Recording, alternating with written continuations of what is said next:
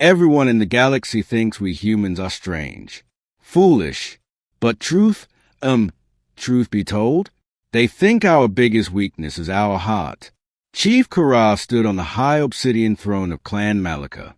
His voice boomed through the stone rafters like distant thunder. He was an alpha, 8 feet of muscle, scarred hide, and curved horns. He looked down at the gathering of galactic warriors, his fist slamming onto the armrest. Is there no one brave enough to give me strong grandchildren? Only silence answered him. The proud warriors of the outer rims looked away, staring at the floor. They knew the truth. Well, they knew the mating trials of the Malika were a death sentence. Then, a chair scraped back in the far corner. A human man stood up. It was Captain Vance. Vance was no giant. He wore a faded leather jacket, dust clinging to his collar. His left eye was clouded from an old shrapnel blast. His hands always, well, they shook a little when he wasn't holding a rifle. He stepped forward into the center of the hall. He didn't run. He just walked with that slow, stubborn human stride. Every alien in that room stared. They thought he was insane. They thought he was a dead man walking. Karatha's heavy brow lowered. A wet, rhythmic clicking sounded from his throat, a growl of pure disbelief. He looked at Vance's small frame and barked, "You? A hairless ape? My daughter's trials will snap your fragile spine like dry twigs." Vance stopped right at the base of the throne. Thick red dust coated his boots. His breath dragged heavy, but his jaw was set like granite. He didn't flinch.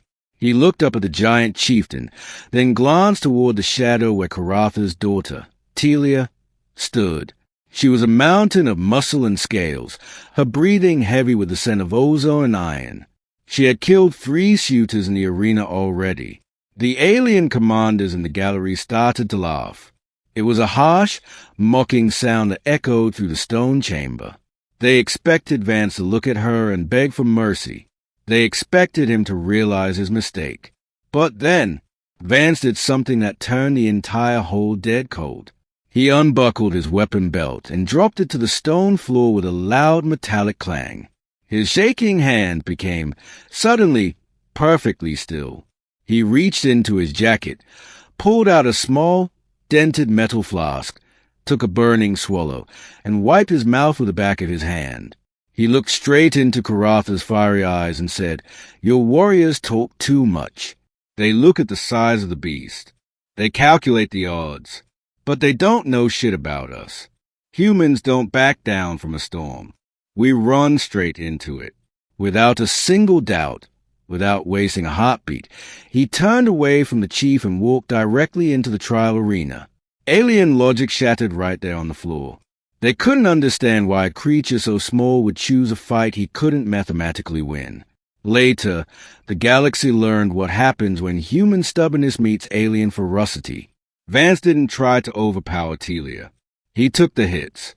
His ribs cracked under the crushing pressure. Blood ran hot and dark from his brow. But every time she threw him to the date, he got back up. He smiled through the blood. He kept coming back. Humans don't quit. And that raw, unbroken spirit, well, it was exactly what the Malika bloodline needed. The aliens still sit in their high towers, texting, trying to find the logic behind his survival. But truth is, humans are just built different. The night is getting late. So, what do you think? We humans really are strange, aren't we?